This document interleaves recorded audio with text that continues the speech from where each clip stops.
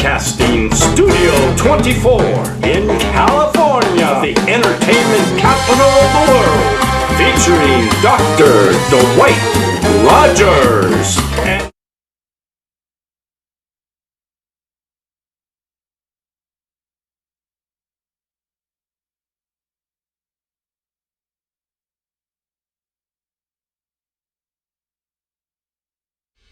Welcome to the Education Talk Show with Jeremy Brooks, Weekly Recess. We are live in Brooks Broadcasting Studio 24, and guess what? This is episode 24.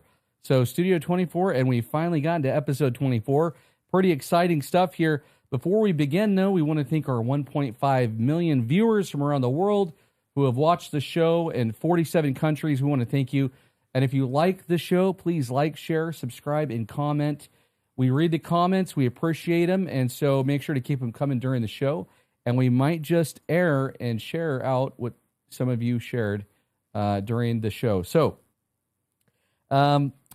joining us tonight, and by the way, we're very excited. This is our St. Patrick's Day episode. We're celebrating St. Patrick's Day.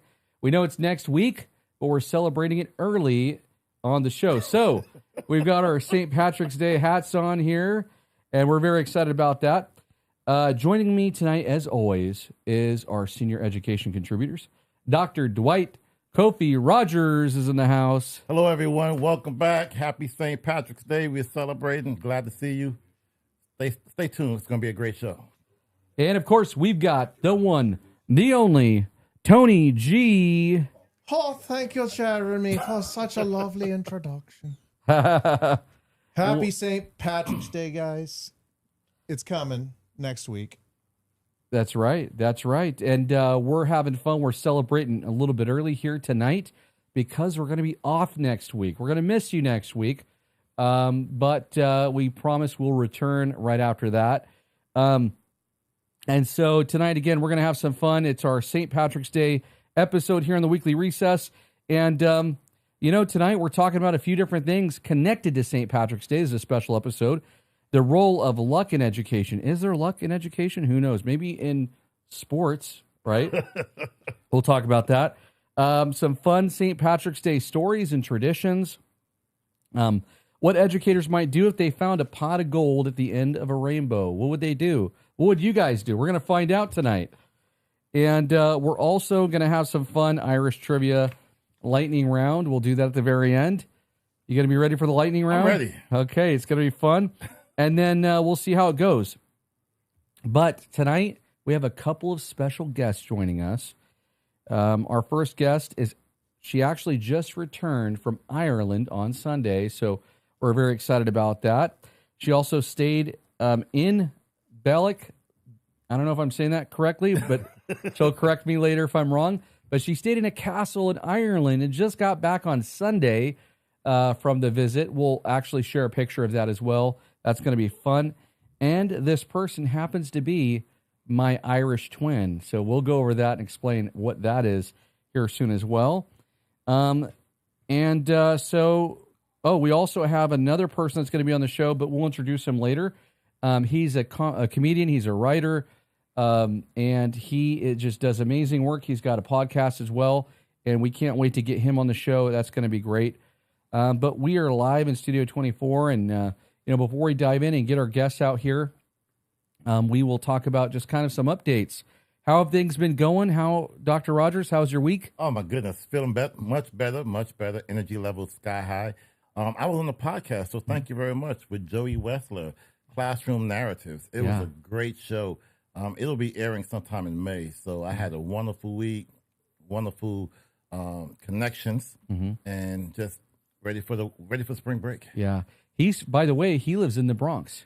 I know, we talked about, being at home, because I'm from Brooklyn and he's in Bronx, but it was a great connection, and I can't wait for the show to air. Yeah. When it does, I'll let you know when it comes on. Oh yeah, definitely. I can't wait to see that. That's going to be great.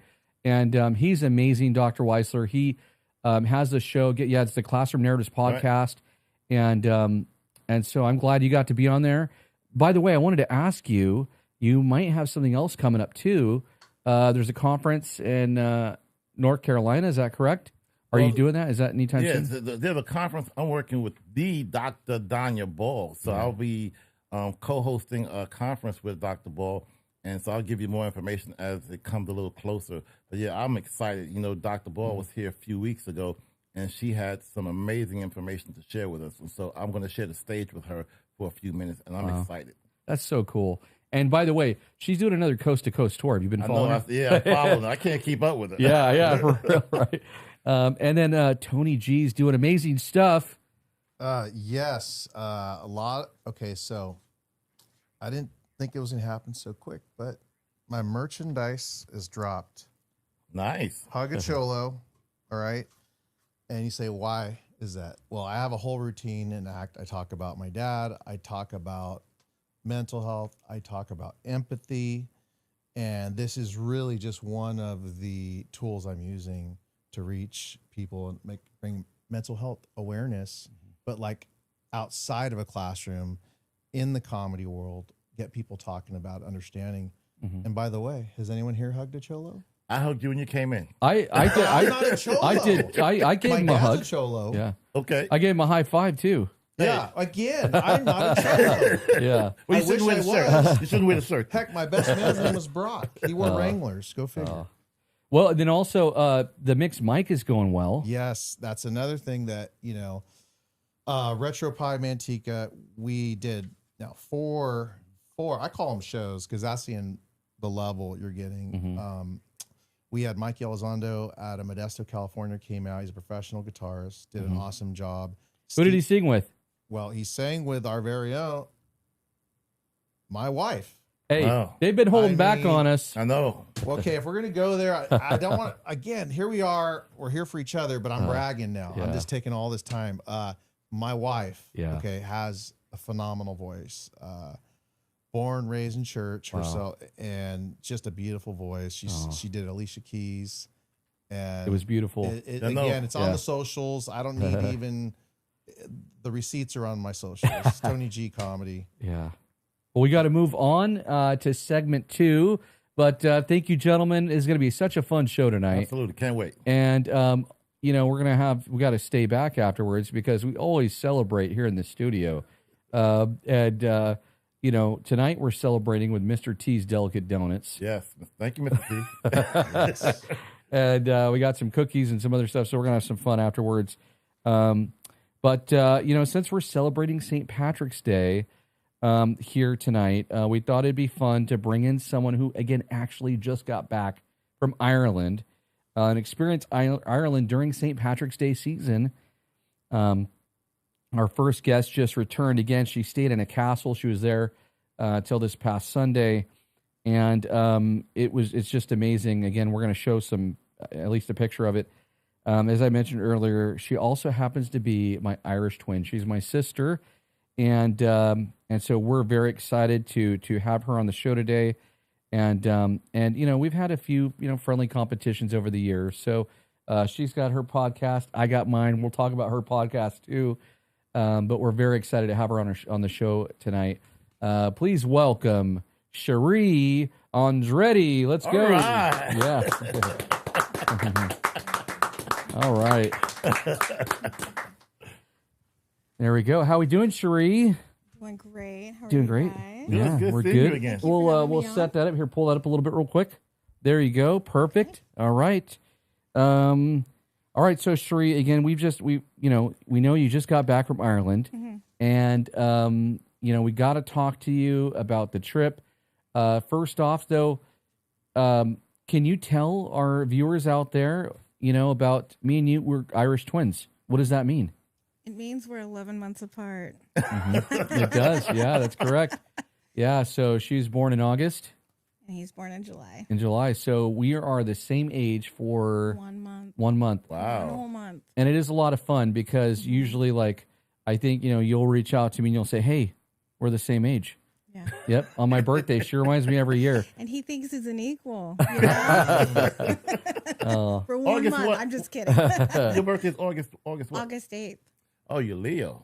Oh, Oh, okay. yeah. Mm. Mm-hmm. Are you a Leo too? Virgo. I'm on the other side of August. Oh. Nice. She has a center, by the way, too. We got to talk about that in a little bit. So a lot of educators visit the center, and she does amazing work. And she's got a podcast we got to plug too in a little bit. But I mean, gosh, you just got back from Ireland. Mm-hmm. How long was the flight? Oh, it was 10 hours there, 11 hours back. Uh-huh. Yeah. And tell us where you stayed. We stayed at quite a few places because we were there for 10 days. But we got to stay at Balik Castle in Mayo County. Okay. And it's a neo-Gothic castle. It's 200 years old. Had a armor, and the wedding that we went to was actually in the dungeon. So that was really neat. Ooh.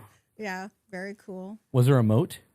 No, it was missing a moat. With the drawbridge, that comes down over the moat. Yeah, Right? that would've been cool.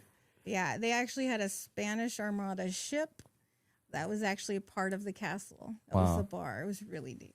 And I mean, it was beautiful. We got a picture of it too. Can you describe the picture? Yeah, so that's the pictures of my husband, Mike, and my 3 kids, Max, Rowan, and Kylie. We all got to go. You can see us in front of the castle. It's really, really beautiful. How was the weather? The weather was phenomenal. It rains 300 days out of the year there. We were there for 10. It only rained 1 day. Oh, nice. We got very lucky, speaking of luck. Right. Yeah, the weather was a little cold, but when you wear wool over there, you don't really feel cold. Wow. A lot of wool. Well, I mean, you got to stay there. What surprised you about like the culture and the community there and the people and just the whole experience, the food? Everybody was so friendly. I mean, the Irish are the best storytellers, and I love a good storyteller. That was fun, listening to people conversate and socialize. The most surprising thing, because we hit up 4 coasts, we did a lot of driving on the island. It was very clean. I didn't see, everything was clean. Everything was so clean and green, and it was just so refreshing. Unlike outside our studio, not so clean. Yeah. Yeah. So, all right. It's very clean here. Okay, you mentioned they're great storytellers. Now I have to ask, if you compare, California people, right, versus being out there, how is the interaction, the talking, the friendliness? Not to say one's better, but really, I'm curious because storytelling. I mean, I can only imagine the everyday conversations. They're just so open and honest, and they wear their heart on their sleeve. I love it. Most of them. Like, we were about to get on a ferry, and this older gentleman, he was hilarious. He was like, when you get to my age, you got to laugh at yourself. And he was just really funny. And he, like, within 5 minutes, shared just like 3 funny stories. And we were just like, this is great. That's amazing. Did you get to see or experience any St. Patrick's Day traditions there? Yes, we actually went to the #1 celebrated spot in Ireland, Co, which is in County Cork, and they are known for their music and their live performances. And that was really interesting. And we also went to Temple Bar in Dublin, which was really cool. Nice. Yeah, they had it all decked out in Irish lore. And then, people, when they think of St. Patrick's Day, you think of the parades, you think of the celebration, the green, right? Like, we're wearing green and stuff. Is that authentic? Like, did you find that to be? I found it to be very authentic. Yeah, I did. Yeah, there was a lot of greenery. I'll share photos online eventually, but yeah. And there was a leprechaun museum, so I mean, it's pretty on point. Nice. Was there a moment though during the trip where you thought, "Wow, this is something I'll never forget"? I mean, I know you visited other castles too. We were in the Dingle Peninsula, which is a very old Irish. Most of the people still speak Gaelic. They live the old ways. They farm the old ways. It was just, it was so refreshing to experience that. Because we're Irish, it's nice to see how our ancestors, some of them lived. And we're English. We are English, but we're mostly Celtic. But I did not know this. Welsh, Scots, and Irish. But we got to play with baby lambs and pet animals. It was really cool. But here's the thing, though. So what did you say we were again? So we're Irish, Scottish, okay, Welsh. But here's the thing, though. I'm also part leprechaun, so there's that as well. True. for 1 month out of the year Yeah. when he gets to be my Irish dog. But we have fun, and I mean, you know, it's great that you got to go do that. And by the way, you know, when you were there, is there, you know, anything that you know you brought back to share with the show and with us? Actually, yes. Oh, Oh, surprises! I like gifts. This is for my the goodness! show. This is for Yes. the show. Yes. Can you tell us a little bit about it? What do we got here? Well, you know, Scottish people have their tartans. They have the patterns that represent their surname. Well, over there in Ireland, they have a certain wow. stitch for your surname, and that is the stitch. Oh, that's nice. That is so. That is the That's stitch sweet. for Brooks. Pretty cool. Yes. That's sweet right there. Yes. Look at that. I love that. And So our- I can wear that. You can wear that. And actually, speaking of that, Uh huh. you got more. Oh my goodness! Look at Uh-oh, this. there's more. Wow! Yeah, the Iran. I must have been a good little brother. You're a great little brother. Oh, The Iran. Good little lad. Good little lad. A wee little lad. Try it on. oh Jeremy. my goodness! Look at this. Isn't wow. that beautiful? And Oh, it there's has a scarf. lion. Is this a scarf? It is a scarf. Uh huh. Wow, that's It's a kind of. lion. I mean, But that's is it that is cool. soft and It is very soft. It's very soft. It'll keep you warm. And at night. if it wasn't comfort gives me. if it wasn't so hot in the studio, I want to pass this around so you guys can check it out. Look at this. If it wasn't so hot, I would definitely be wearing that right now. That's the same One more- pattern that's in the frame, right? Yes, Want to yes. see that? I was surprised because I get pretty cold, and I had a sweater made of that wool, and I didn't need to wear my jacket most of the time. Wow. This is beautiful. It's neat, huh? This is right. nice. Yeah. It is. It looks good on you. We'll have to get you Cold one, day Tony. in Dublin, you know, I'm just. Oh. And you can't wash that in the machine. You have to hand wash it because that's Okay. 100%. They have the Merino wool. You have one more Feel thing that. here, Jeremy. What? Oh my goodness! It's a I did- small did not token. know this was happening. My goodness! Oh, what this is else? soft. Soft, right? Okay, Sheree, you're I like the stitch. you spoiled me way too much. You can Oh put that wow! on your hat. What is this? It's the Brooks Uh huh. crest, which has the lion. How funny. What? Oh wow! Like our show. Like your show. Yeah, pretty cool. Yeah. This Yeah. is super cool. Jeremy, this says Uh-huh. your family used to like to hang out by the brooks Oh, and marshes. I had no idea. So my question is, have you been to the brook or marsh? Like maybe we get out there. You know what's funny? I have been going to the marshes and brooks a lot lately. Have you? And I had no idea that it was like a genetic thing. You know, I Wow. just, You're I'm drawn attracted to it. the brooks and marshes. It says it right here. Like a babbling brook. Oh, Now I can see it. this is fun. Cool. Well, Sheree, this is a lot of fun, and thank you so much for coming on the show. By the way, you have a podcast too. Yes, Can you tell us about your show real quick and your center? we have a podcast called Spiritual Chat with Shereen Cat. Me and my bestie, we talk about all things woo-woo, esoteric, hidden and forbidden. We love to laugh and just have a good time. And I'm a fan of quantum physics, so we like to, put some science in there. Oh, nice. That's Throw cool. some facts Okay. connected to, yeah. So how can they find your podcast? You're on YouTube, right? We are on YouTube, Spiritual Chat with Shereen Cat, and we're on Spotify as well. We have a new episode coming out on Thursday. Our first guest. Who's your guest? Alexander Quinn. Okay. Yeah, he's a really, really cool guy. Yeah, And definitely. then the center is in Modesto, Mm-hmm.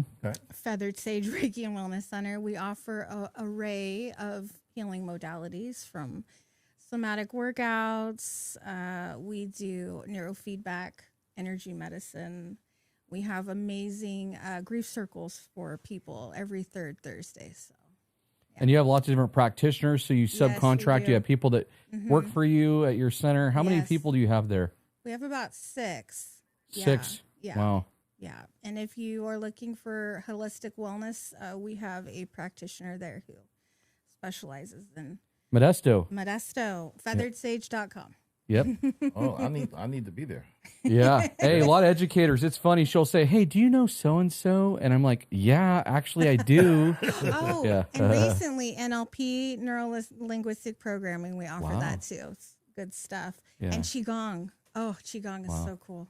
You Oh, gotta try it. you guys, we got to go one of these days. Yeah. I know, because I am just blown away by all of the ways in which I can help heal myself. So thank you. Yeah. I can heal up here and down here. And Yeah. down here and here and here too. Yeah, it's a lot of fun. Yeah. We go there, and she has drums. She's got all this cool stuff, and we get it like a private tour. And we get to just like take over her center, And so one of these days we got to do.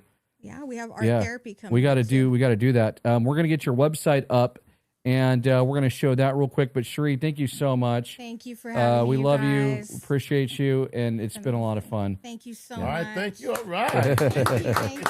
Thanks, Cherie. This is amazing. Oh, thank you so much. Here, take that real quick. All right, so we are also very excited because we have another special guest joining us in the studio tonight. And the interesting thing is we're going to be talking about, for this next segment, luck. All right, luck of the teacher or the student, luck either way in education. And it's going to be a lot of fun. And it was great hearing again about Ireland and St. Patrick's Day from someone who was just there. But, when people think about St. Patrick's Day, it seems like luck is one of those things that comes up, right? And so we'll talk about that. It does raise interesting questions for education, and we'll talk about those things. But help us, we're going to have this gentleman named Paul come out in a second. He's going to help us explore some important questions about luck and education and everything else. And it's going to be a lot of fun. He's a writer, he's a comedian, he's an actor who understands humor. He's got a podcast too as well, which we're going to plug in a little bit. And he's amazing. Paul Brumbaugh, come on out, sir.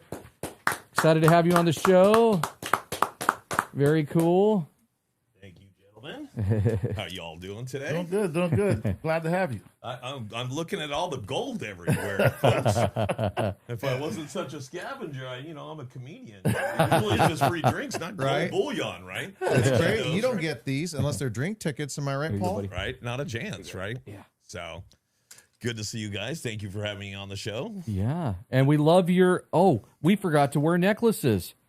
The green necklaces. But he's got a cool one. Well, I like that one. I like You it. like that one? It lights up too. I like Yeah, that. that's it. are these made of chocolate? No, don't. Because it's going to be a while till I pass that last one. There we go. It's not a There we good thing. go. It's not the recess I was looking for, folks. Well, welcome to the weekly recess. We're excited to have you here. It's going to be a lot of fun tonight. Absolutely. And we're talking about luck in education. And from your perspective in life and, storytelling and even comedy, how much of success is luck and how much is hard work and preparation? Well, being a comedy dropout as I am, no, I'm just kidding. I didn't start until late. How much of it is luck and how much of it is prep? I think we prep so much. It's like muscle memory. I watch Bruce Lee videos where he could, break something with his finger. 1-inch punch. Right, the 1-inch punch, right?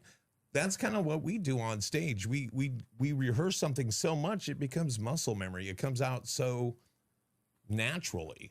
Hopefully it doesn't come out contrived, because if it does, you're dead in the water and they see right through you. This was not scripted. That little line I said about this, he came with a quick joke like that. Yeah. That's muscle memory. Right. And I think you can work out certain muscle groups as a comedian. But one of them is that improv. But no, there's a lot of prep in comedy. It's kind of, that's where we're the magicians. Yeah. That's where we hide our tricks. So it's the muscle memory, and it's got me kind of thinking, no wonder I'm not funny. I've got muscle, but no memory.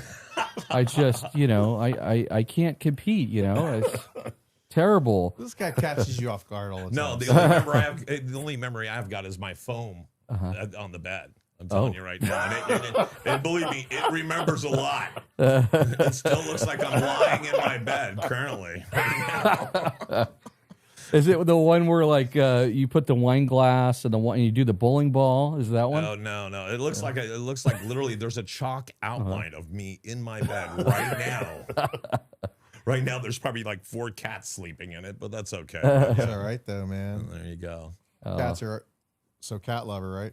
No, I'm more of a dog lover. I'm allergic to cats. Well, how are the okay? How did we now get- I'm lost, but I love it. This is an educational program. I got to keep it Disney-esque. You know what? So I won't tell you how that.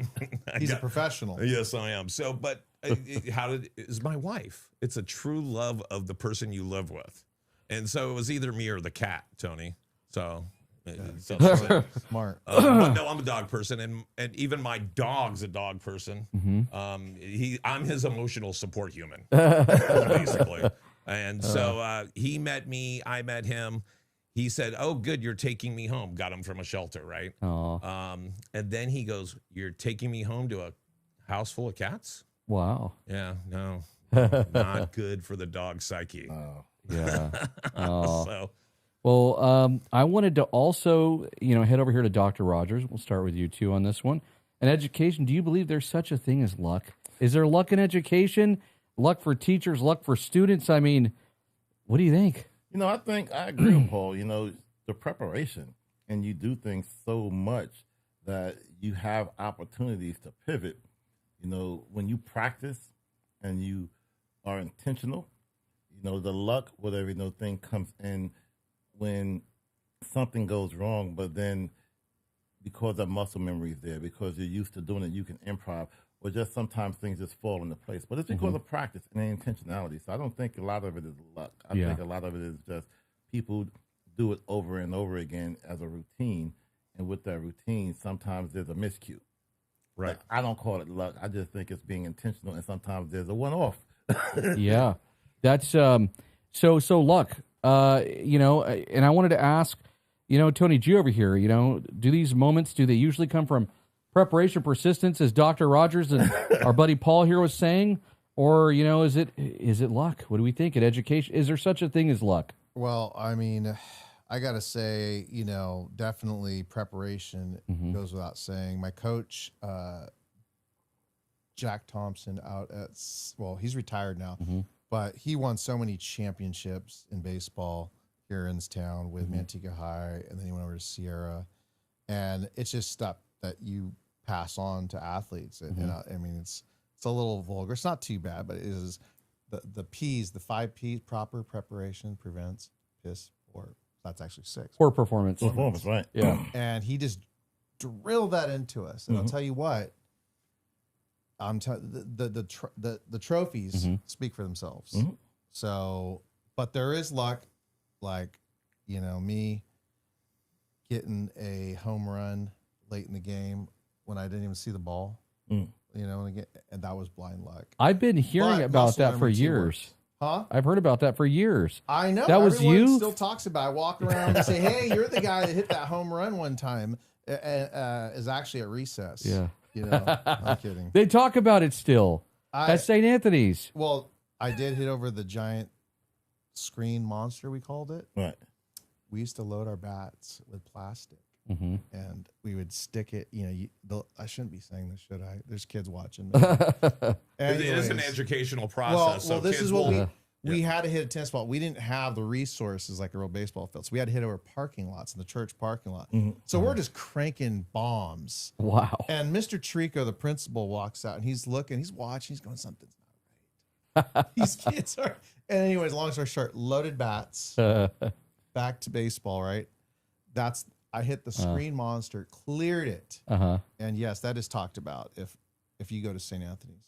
He says, what was his name again? Mr. what? Mr. Trico. Mr. Trico. He's looking around. Legend. He says, something's not right. Tony G's running around. What's going on here? We got to watch him. Oh, that's fun. And then also, just kind of from a classroom lens, though, I mean, have you seen those students or those moments where students do get kind of like a lucky break? You do, well, for instance, when they had me as a teacher, they got a lucky break. Oh. I'll tell you why. Hugacholo. Oh. It's the empathy that I learned from another great teacher. Again, I've quoted him before, Rick Marsh, and it's kids don't know, what you know, right? Until they know how much you care. I totally butchered that, by the way. No, you nailed it. That was it. Again, it's empathy and leadership, and you would see good fortune. You know, I was there for the kids, right? And then I would see other teachers that they would have. They're awesome. But then I would see them other schedules. Teachers didn't have that empathy. Guess what? Not so lucky. Right. All right. Well, we're going to move on to our next segment on things that teachers actually wish there was luck for in education. You guys ready for this? Absolutely. All right. So we've been talking about luck in education, especially with St. Patrick's Day coming up. But if teachers could actually rely on the luck, luck in their daily lives, there are a few things that would probably be at the top of the list. Okay, here they are. I'm just going to go ahead and read these out here. The first one is you wake up sick, you submit your absence, you submit your sub plans, and within 5 minutes, the system says you have a sub fulfilled. Do you find it right? Lucky. That's beautiful. Okay, that's education luck right there. Could you imagine that? Yeah, especially around the holiday time. Just having a sub just pop up and take the assignment, that's a great thing. That's a good thing. Oh, yeah. Here's another one. The next one. You walk into the copy room and the copier works. Yeah, that's luck. That's luck. Yeah. I mean, I no paper jam, right? No flashing red lights. I can't tell you how often that happens, Send something off to the copier. It doesn't staple. It's out of paper. Yeah, it runs out of ink. I'm the professional jammer. Yeah. If you want me to, to jam a copy, ask me to make copies, and I'm going to jam the machine automatically. Yeah. And some of these machines are getting a little crazy. You literally have to do brain surgery on them, right? Oh, It they're says, wrong. you have a paper jam in drawer number 20. Yeah. I'm like, drawer number 20? Yeah. So you 3 hours later, you've got this machine spread out all over the Xerox room. Yeah. Some districts, money's really tight. You have to code in your ID. Right. And you got to be careful because if you and forget to uncode, guess what? Oh, somebody's running copies on your money? Yeah, that's when you're happened to dying? me. I don't know how many times in my career, man. Oh, cool. So the next comedy show, I need my flyers. Please let me know. Let me know. I'll them end up through. printing them like a fool, giving you for free. Thank you. I make no money. There you go. Or the copy with the QR code, you have to put the QR code on there, and then it tells you a breakdown of how to fix it. See, Right. and this Really? is hey. Sorry, I didn't mean to cut you off. It's all I'm good. all excited because he's got me thinking. I'm flashing back to what I had to do. So basically, like I used to have to talk and make nice with all the front desk because sometimes I couldn't. I'm with you on trying to do the printing. I need help. Right. Right. Who knew copy machines could be so It's a exciting, nightmare. right? I know. Nightmare.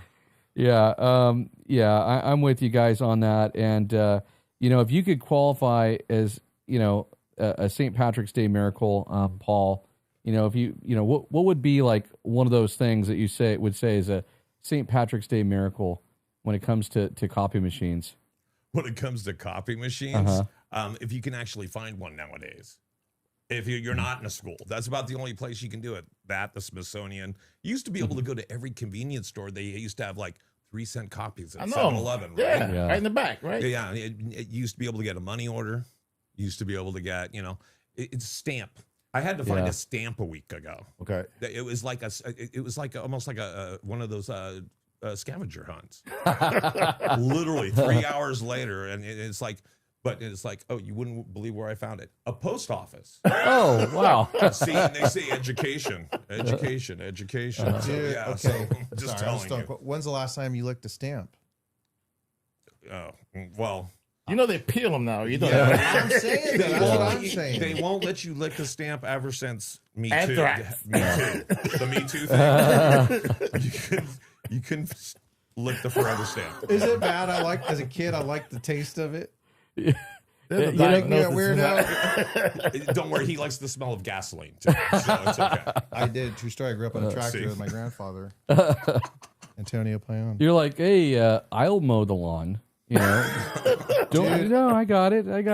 I was walking down Lodi today, and this guy came back in this big diesel truck, and I have Hugacholo on, right? He smelled and the smell, and I go, oh, Grandpa Tony, Oh yeah, because the diesel smell. Oh, yeah.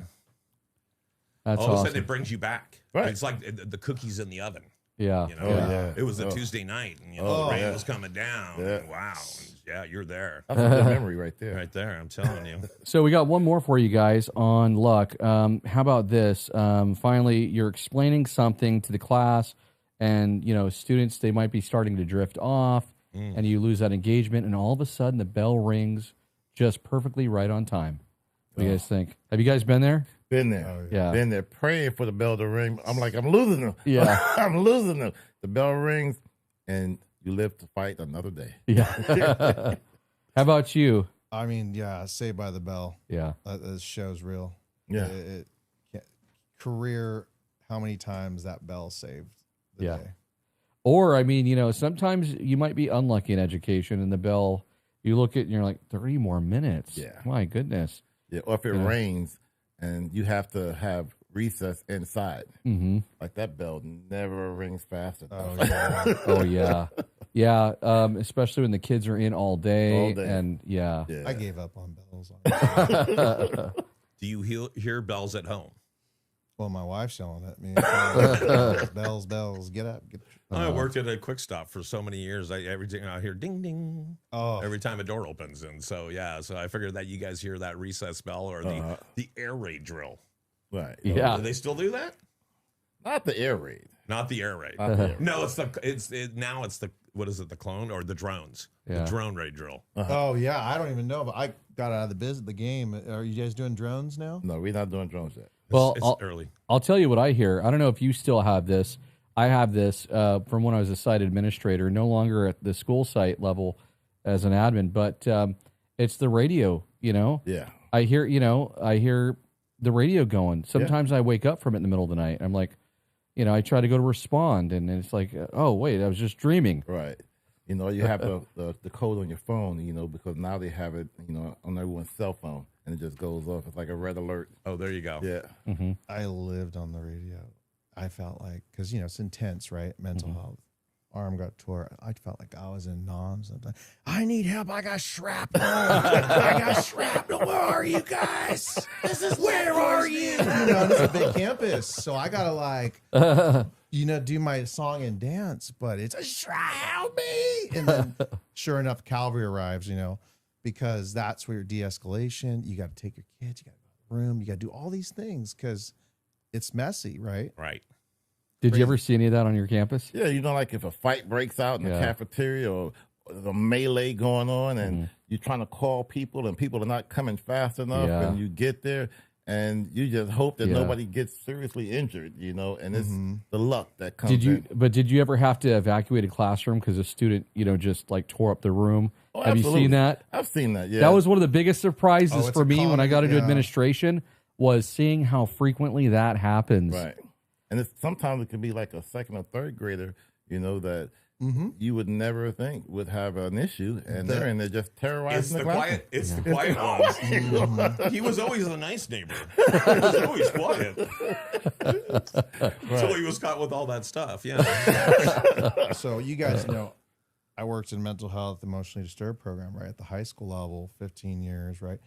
I have friends that did the elementary, and they would get kids that, like you said, second, third grade, dominating the resources on a campus. Imagine that, a little 2-year-old dominating everyone's attention. Oh yeah. No. Yeah. When I was in high school, there was a student who was in the cafeteria, and the security was in there, the cafeteria worker was in there. He won't leave. He won't leave. He won't leave. And they called me on the radio. I was a dean at the time. And so I had a great relationship with the student. Right. And they're over there surrounding him like he's a tiger in the wild, like they don't know what he's going to do. And I go inside and I look at him and he looks at me. And I'm like, come on, let's go. And he just takes his stuff and he leaves. Again, it's those relationships. If you create those relationships, you don't have to do the intense work all the time. I've experienced that too. I got called into the cafeteria, same situation. You got 5 adults, 1 fourth grader, this big. And I say, thank you so much. Can you please head out to recess? We need you out there. But don't you need me in here? No. I got it. And I look at him, and how does he respond? He changes the behavior, calms down. Right. It's just me and him, and all of a sudden, everything de-escalates. Yep. I called him by his name. Yeah. I said, "What are we doing? Come on, let's go." There he comes. Same and thing with me. They're all looking around like, "How did he do that?" Yeah, like you got Like magic. I have magic. Like I have to look at the Irish. Yeah. I've experienced that too. What a coincidence. I was that fourth grader. That was you? So that was me.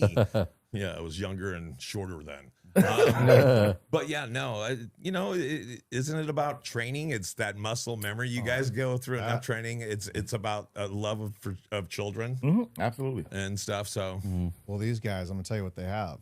They got Hug a Cholo empathy. They're coming to my Cholo kids. They're not. They're going, hey, let's talk about this, right? right. That's what it's about. Right. See, I see how comedy, mental health, the classroom, all of it should be infused together. Yeah. Why? Because kids need to know they're safe. And they're not, if they're blowing out, they don't feel safe. See, and then you have to figure out, what are we doing? What are we doing different or not different? Real quick, I want to thank our viewers for watching. Thank you for the comments. Again, we read them. We appreciate it. We also want to give a shout out to someone special who's watching the show. Her name is Ruth Ann Abbott, and she's my grandmother. Aww. And so I don't know if Grandma's watched the show yet, Ruthie. but shout out to Grandma. And we got Shout out to Grandma. Get over here real quick. We got Mima, I'll see Yeah. you right after the show. we've got Sister in the studio, so yeah. It's a family affair tonight. We had to give her a shout out. But hey, please keep the comments rolling. We do share them out, and we appreciate it. Now, we talked a lot about luck, and luck's an interesting thing. And it kind of leads us to maybe think about, luck, and if you were in education and you found a pot of gold at the end of a rainbow, in education, what would that luck? So I'm going to ask you, gentlemen, what do you think that pot of gold would be if you, from your perspective, if there was a pot of gold at the end of the rainbow? Let's imagine, suddenly there was that in education, right? If you could invest money anywhere in education, where would you go first with the money? And I want to hear from you real quick, Dr. Rogers. I want to start with you. Okay. Where would you take those funds? Oh, that's a good question. Yeah. That's a good scenario. I think I would start with mentorship and curriculum. Looking at every student would have curriculum and mentorship that was a mirror image of them. Being able to have somebody that you could relate to, someone that could have that, like Tony G was talking about, that empathy for them, and having curriculum that they could relate to. Right. Because once you have that piece, then the work isn't so hard, because what we find so often is that students are going through school and they may not have that sense of belonging. And so if I was able to have a pot of gold, each student would have somebody or something that could be with them and maybe enjoy the journey with them. Right. With robotics, I don't know, we can maybe have an android or we can have a little friend or whatever that can just walk with them and speak their language, have books that they can relate to, art that they can relate to, CTE pathway programs, anything that they see as important, it would be with them along the journey. So that would be where I would put my pot of gold. I love it. Yeah, that's awesome. I'm going to kind of steal your idea there real quick, too. And normally I go over here to you, but I'll jump in since you're talking mentorship.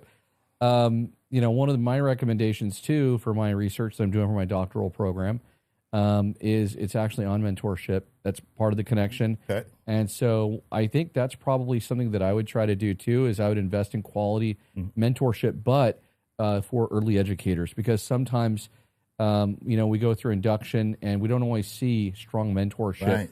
So I think, maybe improving induction, some of those supports for our early educators, because we see that, quite a few are leaving after the first 5 years. Right. And so we need to work on that and reduce that teacher shortage.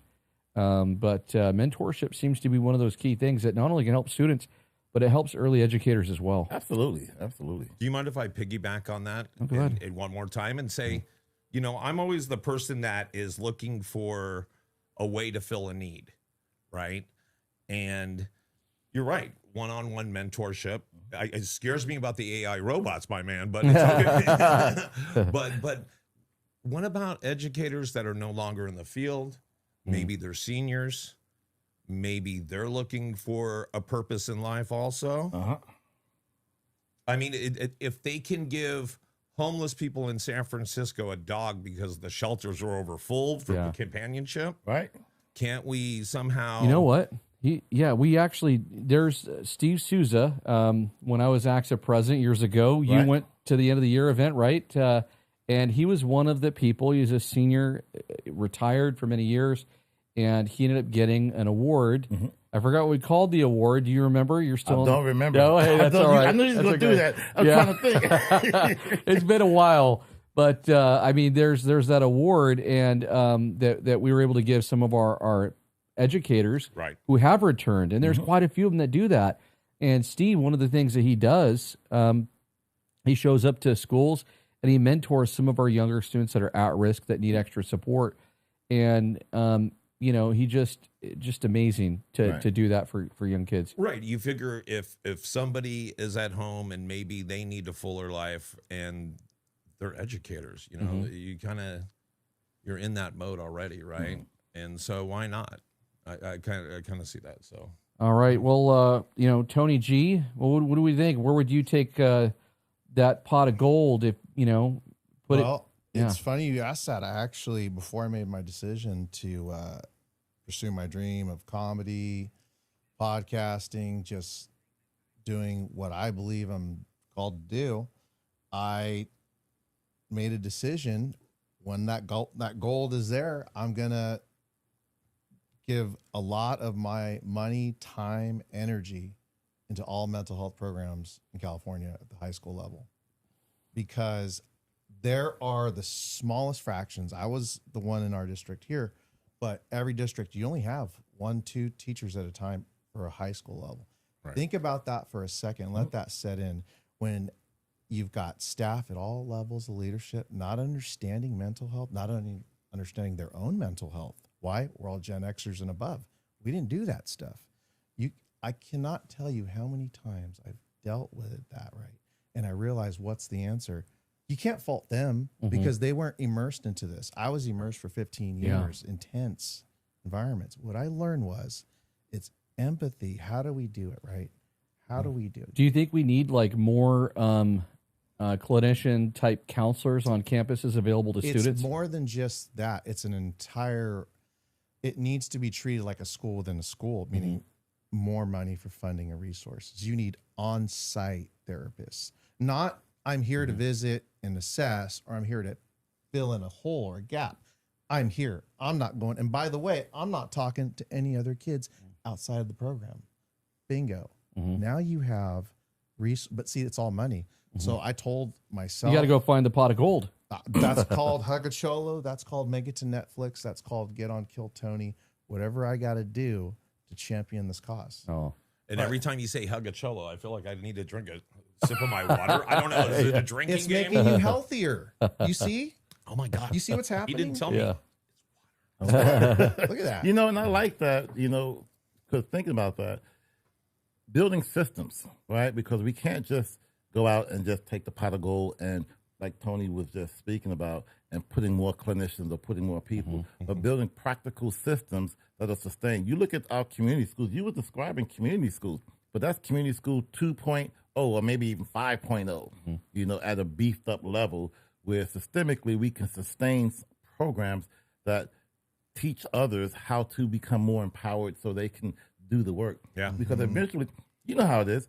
We have a program, you dump a bunch of money in it, but then you can't sustain it. Fads. Because once the money's gone, the program starts to go. Think about all this money that we have for SR funds and everything else, and now that those funds are gone, what's going on around the country now?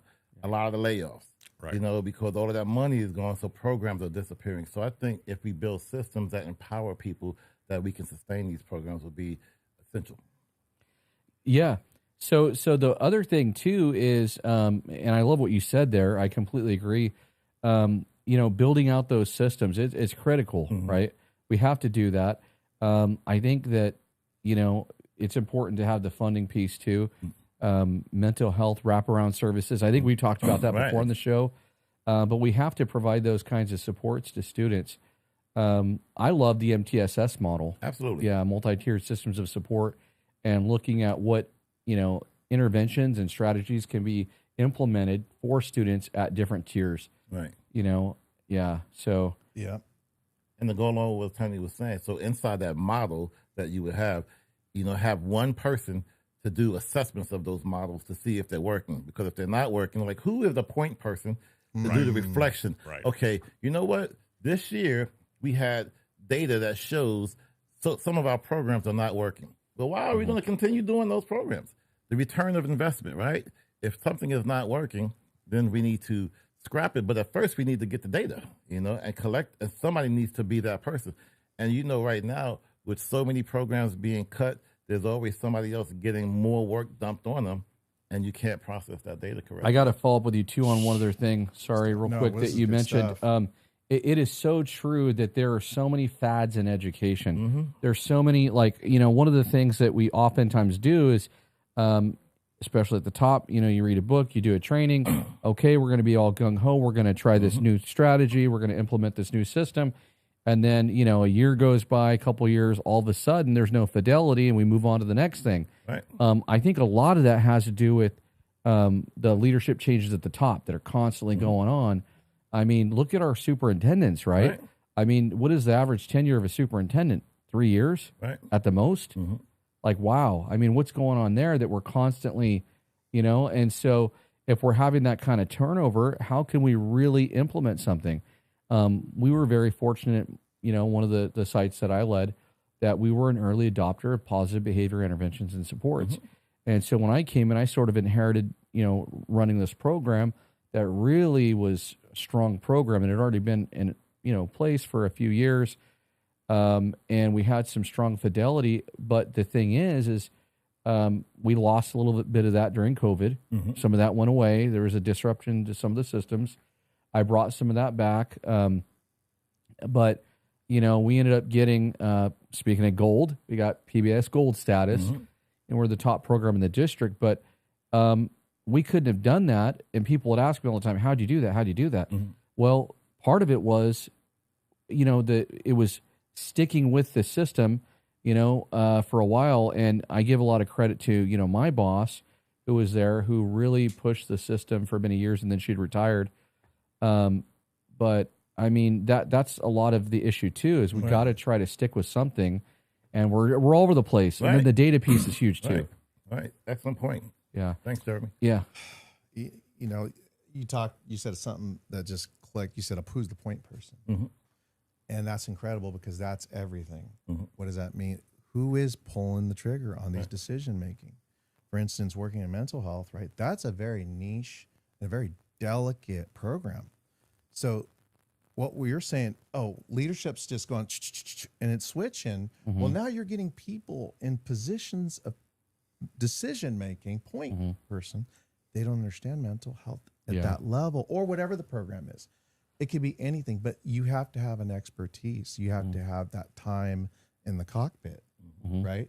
That's who should be the point people for these things. Right. Gentlemen, guess what? Believe it or not, we're already over to final word. I know. It goes quick. It goes quick. Yeah. Can I say one thing? And I'll Yes, use please. it as my Yes, final please. word is I want my pot of gold, because I didn't get one. And I think what I would be spending it on is so that no teachers have to buy supplies for their kids. Oh, yeah. And that I would want them to I love this guy. I would want them to get a pay increase. Ooh. And I would want a superintendent is going to stay there as long as maybe like the Supreme Court. Yeah. All right. Lifetime. So that's all I'm Hey, asking how's this? for. The superintendent has to substitute the toughest class for one day. As long as every he, year. as long as he fills it in within 5 minutes of me putting in that request. Hey, this guy's all right. It's a callback. It's a callback. Hey, he's like coming that. back. You're coming back on, right? We love this guy. I love that. Well, and we're still going to give you your final word, and so we're gonna go ahead and start over here. Or who wants to start, gentlemen?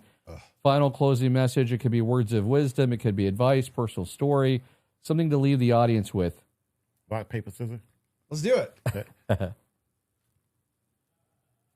Oh. Okay. Final word. We were talking about luck, and with luck, I believe that, like we spoke about earlier, how there's a lot of practice and intentionality that goes in with creating an environment that people can be seen and validated in those spaces. And also just putting in the hard work and just that continuity that minimizes luck happening. Now, of course, everything is not always going to go as you would want it to. And sometimes I call it blessings and not luck. I think, for me, I feel like my faith allows me to understand that, nothing happens by chance, Right. and that there is, for me, God just always just showing up and providing what's necessary. Mm-hmm. And I don't look at it as luck. So, again, prepare, pour in, be intentional, and be consistent. Our young people need it. We all need it as colleagues. Pouring into other people doesn't cost anything. As a matter of fact, whatever fuels us. It gives us the opportunity to feel good when you can do something for someone else. So go out there and create your own luck, if you will. I love what you said right there, especially because, we're always talking about tight budgets and funding. And, we know that we're not getting the pot of gold at the end of the rainbow, right? We don't have that luck. And maybe the luck doesn't exist, as you said. And so I love what you mentioned about, it doesn't cost any money, right? To just be kind, to pour in, right? To show that gratitude. And it's about relationships. That's absolutely. Yeah. Absolutely. That's my word. Well said. All right. I'm going to follow up with Hugacholo. Hugacholo. So teachers. You got to drink the. Yeah. There we go. I'm gonna drink that little Yeah. down We're there gonna one way or There we another. go. Let's cheers it. Come on, There you guys. go. Get it in there. Get it in there. I'm all out. I'm all Oh, out. you don't have any luck. Wait, should Yeah. we put like Guinness in mine? Hold on a Hey, second. we're kidding, guys. No, we not do that here. My final word is this: the Hugacholo is a metaphor, right? Teachers in the classroom, you got your kids. Whether maybe he's a cholo, maybe he's not, maybe she or he, but you just like, nah, I'm not doing anything. I don't want to have nothing to do with this kid, and they probably deserve it at times. But I say, throw your walls down and just show these kids some empathy and watch the miracle. Okay. If you're in the classroom, it's not too late. I don't care if you're ready to retire. Man, what a disappointment to say if you haven't tried it a few times in your career. It's powerful. Look at this guy. He's bringing the heat. He's bringing it. He's bringing it. Man. All right. You doing your homework too, by the way, is what it seems like. I love this. Hey, love it. This move by Hugacholo. Raiders. Good, Jeremy. That's my dad. Well, first off, I want to go over here and I want to give this gentleman an opportunity. And by the way, can you tell us about your shirt? You got a cool shirt. Oh yeah, so this is Comedy Day. Comedy Day was started 45 years ago by Robin Williams and Jose Simone. It was a way of giving laughter to the masses of San Francisco. Happens every second week in September. It's basically the company picnic for people like Tony G and I. We go out there and we're able to see all of our friends that we don't get to see all year long. We get to perform and make everybody laugh. Nice. So it's a nonprofit. Go check it out, comedyday.org. And final word. And then we also need to hear about how our viewers can follow you on social media and get in touch with you too in your studio as well. Yeah, I think the final word for me, since we're talking about education, is give a kid a book. Read a kid a book. Yes. I think that was my first inspiration to learning. Give a book. It's kind of like what they do in medical. What did you show one, you do one, you teach one. Mm-hmm. Same thing with a book. You read a book to a kid, before you know it, they're reading it themselves. Then they're reading it to their kids or someone else. And I could tell you, there's a lot of kids that should have got, or a lot of adults that should have got a book as a kid. So go wrap up those books, Lightly Loved, New. Give them to your local Head Start program, right? Because all these government programs are going. Absolutely. So that's what I got to say. And then how do you get a hold of me? You can find me on all social media at Paul Brumbaugh. Our studios are Edge Studios Online, which is edgestudiosonline.com. And you can find that wherever podcasts can be seen and heard. And you guys are in San Francisco. We are at the corner of 7th and Market. So, yeah, it's ground zero right there in San Francisco. So please come out and see us. We would love to have you guys out there. Oh, yeah, definitely will. We'll do a trip out there. Gentlemen, it's been a pleasure tonight. I want to say real quick, too, my final word, relationships. We need to really work on those. I think if we learn anything tonight, especially from my sister who just got back from Ireland. It's, treating people with kindness. Tell a story or two, right? And empathy, of course, as well. We got to work on systems. And also, I totally agree over here with reading a book. We got to read more books. Right. And the younger, the better. It's never too early to start off reading. But this brings us to the end of our show tonight, the Education Talk Show. Jeffrey Brooks, thank you so much for watching this show. We want to say happy St. Patrick's Day, early St. Patrick's Day to our viewers around the world. We appreciate you. And just a couple other quick things. Next week, again, we are going to be off, but we will be returning Thursday, March 26th with a very special episode. We're going to be celebrating Women's History Month next week, or not next week, but the week after that. And we got Dr. Jennifer Helgren, Director of General Education. She's a Rockwell Endowment Chair Professor of History at University of the Pacific. She teaches women's studies, and so we're very excited to have her on the show next week. But this was a special conversation, and we really appreciate everybody being here. If you enjoyed tonight's show, make sure to like, share, and subscribe. And from all of us here at Brooks Broadcasting Studio 24, we hope you have a wonderful and happy St. Patrick's Day. Good night, everyone. Thank you. Keep standing up.